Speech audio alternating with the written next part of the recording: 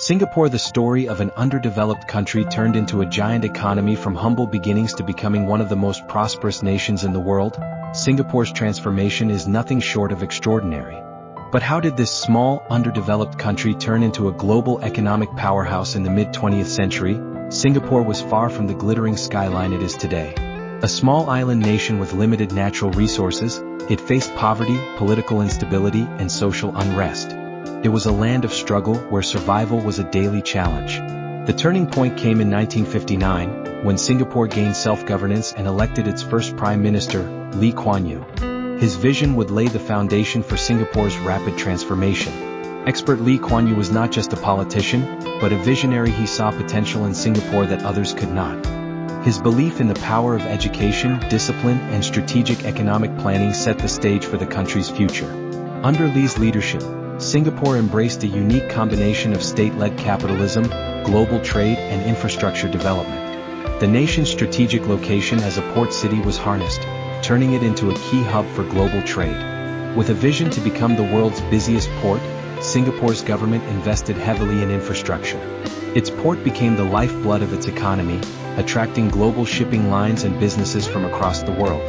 To fuel its growing economy, Singapore adopted an aggressive industrialization strategy. In the 1960s, the government attracted foreign direct investment by offering incentives to multinational corporations. Economists by creating a business-friendly environment with low taxes, efficient infrastructure, and a skilled workforce, Singapore became a magnet for global companies. The country's economic policies were both pragmatic and forward-thinking. As the 1970s and 1980s unfolded, Singapore began to diversify its economy.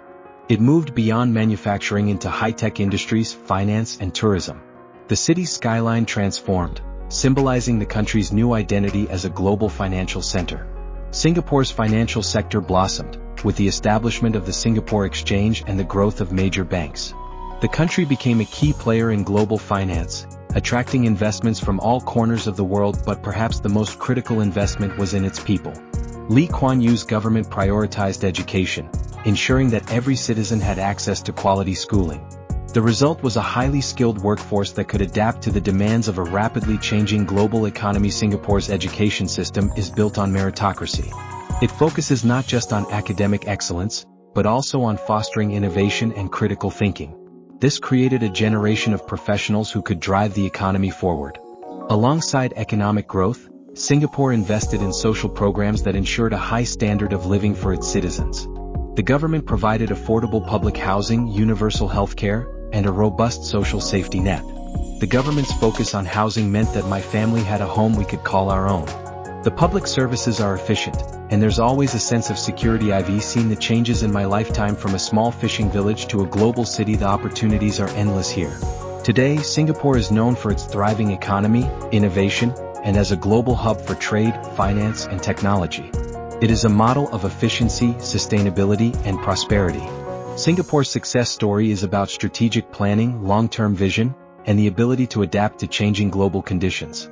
We've built a reputation for being a reliable partner, a safe place to invest, and a city where businesses thrive.